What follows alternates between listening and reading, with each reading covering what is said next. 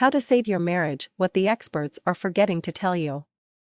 How to Save Your Marriage. It's the topic of dozens if not hundreds of self-help books, yet divorce seems to be as popular as ever.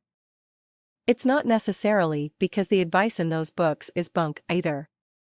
Usually it's because, no matter how much good advice to get, there are some things about your approach to your marriage that need to change before you can even take advantage of those tips. Rule out divorce. If you've been talking about divorce, but neither of you really want it, banish all talk of it from your conversations. It's not an option, so why are you even mentioning it? Some people tend to use the D word as a threat, even though they never plan to carry through.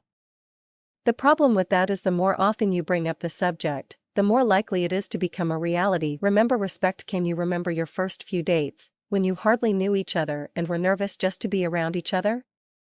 You said please and thank you, and if any disagreements came up, you patiently and politely resolved them.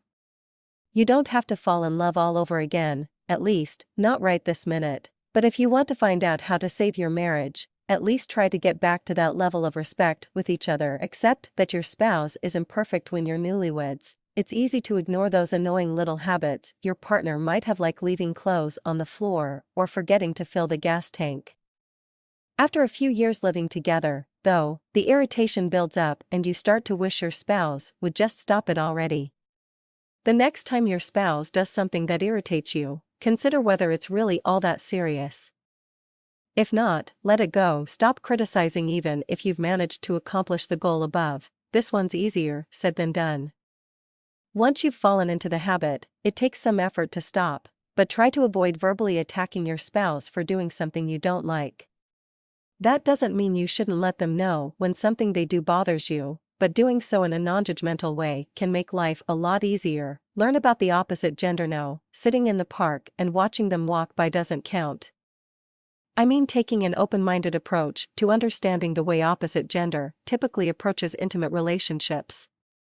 You may think, because you've been around them all your life, but you might be surprised how what you learn can help you discover how to save your marriage. And if you learn something that surprises you, don't take some book's word for it.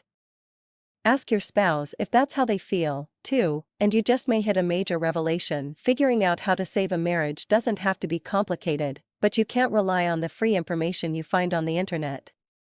Even self-help books written by professional marriage counselors leave out some of the fundamentals, so as you try to mend your marriage, make sure you start with a good foundation.